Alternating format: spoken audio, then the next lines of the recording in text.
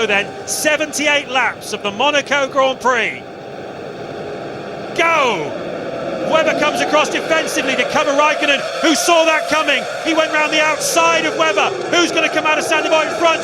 Raikkonen just about gets in front of his teammate Montoya, but Webber was brave on the inside. The two McLarens follow through. There is Michael Schumacher. He's going to chase after a few Super Aguris and Midlands. Looks like teammate Massa is tangling up with one of the Midlands as well. As we go into Casino Square, the leader is already down at the Mirabeau. Yeah, having just covered the line on the inside, you can launch an attack down there under braking, but the guy you're overtaking needs to be aware that you're... And look at that, Michael Schumacher goes around the outside of Felipe Massa into Mirabeau. Now he's going to poke it down the inside of a Super Aguri. That's two dispatched straight to Toyota. Otherwise, they look reasonably, roughly where they started the Grand Prix. Alonso away, and Raikkonen around the outside of Webber, and he's made it. You don't often see cars overtaking up there. That is incredible. The fastest lap of the race so far. He was cruising. I think he thought, okay, that's Webber falling back. All of a sudden, the silver McLaren Mercedes-Benz appears in his mirror, and it's an altogether different afternoon he's now facing. But Michael Schumacher is on it. He's absolutely on it. He's dispatched speed already. And Scott Speed, he's up to P16 and climbing all over the back of Jenson Button. Yeah, that's the battle for 15th place. We're focusing on the lead battle at the moment. Fastest point on the racetrack then, braking from 175 miles an hour down to 45 for the chicane.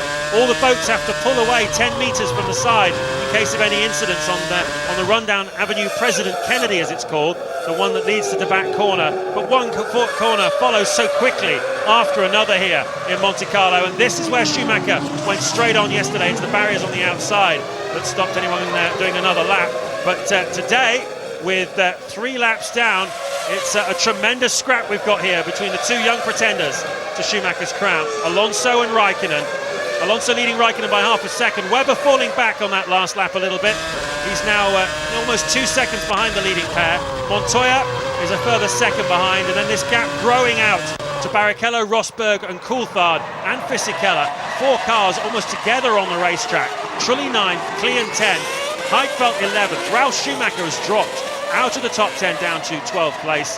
Liuzzi 13th, Villeneuve 14th, and then it's the Button Michael Schumacher scrap over 15th place.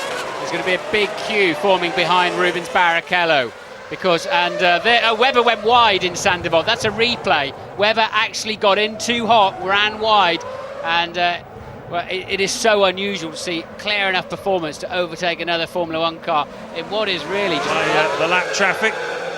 The last man normal running is 69 seconds behind the race leader on a 77-second lap. So it's going to be about another 2 or 3 laps before Alonso and Raikkonen encounter the serious traffic. Montagny, Sato, Massa, who's making no progress in the Ferrari at all, in 19th place. He's still behind the Midland of Albers, who's 18th. So great scrap at the front here in Monte Carlo, and this is only lap 14. Lap 16 of the Monaco Grand Prix. Fernando Alonso on Thursday said, Monaco is a show for the people. It's not about getting the maximum performance from the car, it's about the drivers putting on a good show for the public that love Formula One. Well, right now, it's definitely about getting the maximum from the cars, because he has Kimi Raikkonen right up his exhaust pipes, as he had since the second lap of this Grand Prix. Alonso leads Raikkonen, Webber is third. Montoya is dropping back now from Webber, who is closing up on the leading two.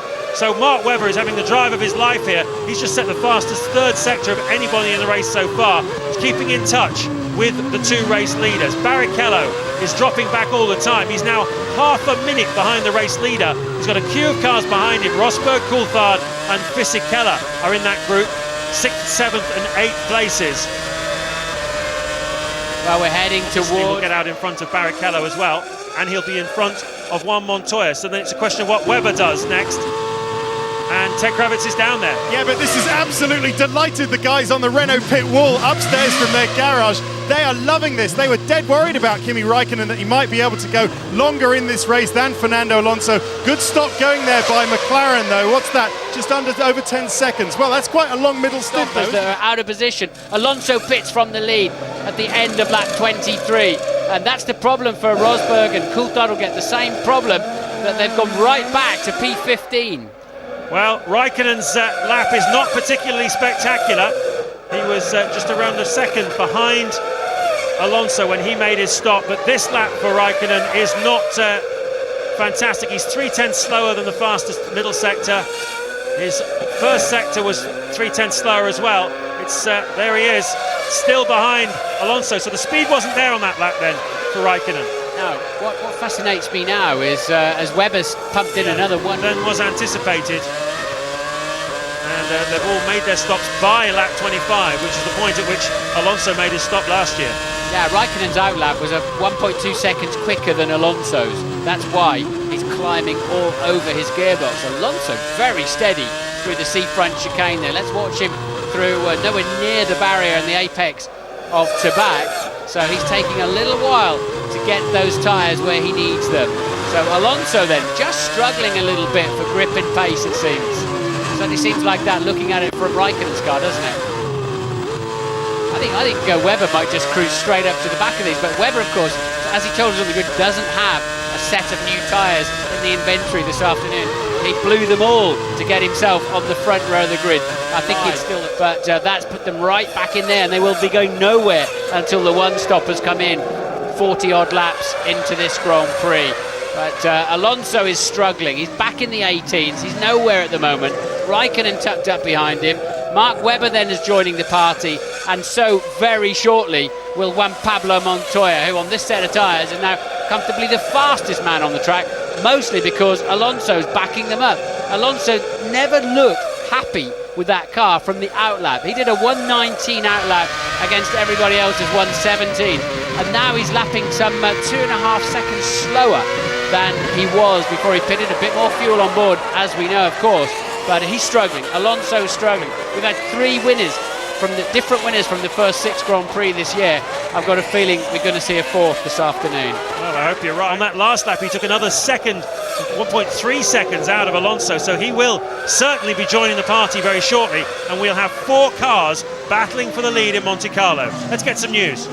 Well, I've just got my binoculars out, James. I'm looking down towards Renault. They're all looking very cool, calm and collected, I must say. And I heard a sort of rumour from, well, a whisper from one of the team members earlier that Fernando is going to control this race, and he knows what he has to do in the middle stint. If anyone else is quicker behind him, that he has to just control the race and control the pace. So it doesn't look like there's a problem down here. But Martin, I'm worried about that middle stint. I mean, Alonso stopped 2 seconds slower than Kimi, so that's when it's going to get tasty.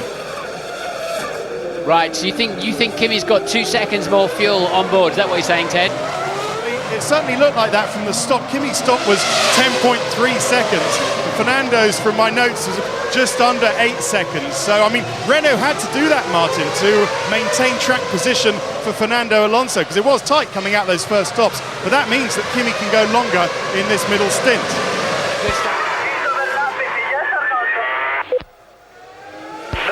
You are ready, Fisichella, push. So which Renault is it behind me? It's Fisichella, don't let him through. So this is very confusing when you see 2 cars coming up like that.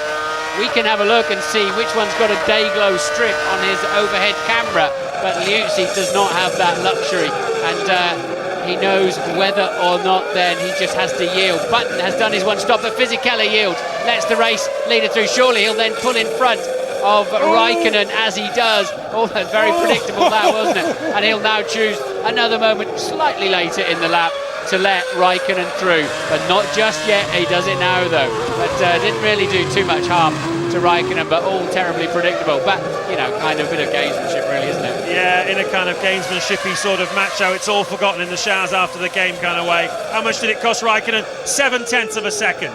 4 more moves since then, and he's now cleared quite a pack of drivers, and Fisichella looking strong to try and recover from being out of position as a 2-stopper. But as you say, James, Barrichello, Trulli and Klein in the other Red Bull look like they're set fair for some points. Certainly do. That was the earlier pass. That was a replay, I think, of the earlier pass. It wasn't another pass by Fisichella. But nice to see that in such incredible detail, and to see the back there. Oh dear. Engine problem, surely. Clanking away, that is the end of a great drive, a great performance for Mark Webber and the Williams Cosworth, and That sums it up. A very, very, very angry man. The car is on fire. The marshal's running down. Safety car is standing by. The car is on the exit of the pit lane. You can see the yellow line there. That's the end of the pit lane exit. So they need to get it cradled. That safety car deployed. Hey. Now, Alonso was leading Raikkonen by 0.8 of a second. Whoever we've seen drop out, Montoya is the big beneficiary here. He's going to be right on the back of his teammate. Alonso was first in, and what's happened? Yes, he's still out. So Fernando Alonso still leads Kimi Raikkonen. It was so close. And if Alonso can keep Raikkonen behind him for the rest of the race, that's it. He's won it. Well, unless Raikkonen has a go at passing him. Now they're going to have to be careful coming up the hill. Where is that Williams? There it is. You can just see the wheel of it. And Alonso's just clocked it. He has to go across the line at the end there to avoid the Williams, which is stopped on the exit of the pit lane. So the leaders have made their pit stops, and it's all going off here in Monte Carlo. Back live in Monte Carlo on lap 51, and the man who was in second place, Kimi Raikkonen, is pulling off the racetrack. We've just seen Mark Webber, who was in third, pull off the racetrack with smoke pouring out of the airbox, indicating the engine had failed. We're under a safety car here while they clear Mark Webber's car out of the way, and Raikkonen's car too is on fire. So we've lost the second and third place man in this race. And well, Raikkonen's chances of winning it were spoiled when the safety car was deployed, because he had a few more laps of fuel in the car than Alonso, so he would have been able to go a bit further in this Grand Prix. The safety car kiboshed that because both of them had to come in immediately and make a pit stop under the safety car. It was the only thing to do in order not to lose time and track position. And now Raikkonen is out of this Grand Prix when he was looking set for certainly a chance to win it at one point. Disaster. What's happening there is obviously the car was running pretty close to its maximum temperatures in racing conditions. Slow down, stop the air going through the side pods and the radiators. There are no... It's the slow running that's actually broken the engine. It's overheated. Well, he's had his fair share of mechanical failures, Kimi Raikkonen, at the wheel of a McLaren Mercedes. Some of them have cost him, by the team's own admission, chance of winning the World Championship. He'd already pretty much given up on challenging for this year's World Championship, but his chances of winning Monaco were pretty strong. And it looks like yet another mechanical failure and a long walk back through the tunnel. That's a good 20 to 25 minutes to the paddock from there. Plenty of time to have some thoughts about what you do about this situation. Ted Kravitz. Yeah, and his race had already been ruined, hadn't it, James? Because he was going to go longer in that middle stint, and the safety car just wiped out the advantage that Kimi Raikkonen and McLaren had. Here, the circuit that they so wanted to win. But you're absolutely right about the cooling, Martin. McLaren had actually put massive chimneys on the side of their radiators, as had Williams, as had most of the other teams. Things that you usually see in Malaysia and Bahrain, but they put them on here because all of the cooling was just so tight. Yeah, you need the power of the engine coming out of the end of the crankshaft into the gearbox, not going into the radiators. Obviously some of it's going to go there and noise out of the exhaust pipe, but then quite clearly they're on the limit there. Remember when Senna crashed in that corner? He actually walked the other way, went to his apartment. No, they didn't see him for the rest of the afternoon. But Raikkonen heading back to the pits. He lives in Switzerland, not in Monte Carlo. So the safety car is in at the end of this lap. Here he comes. Alonso's backing the pack up there.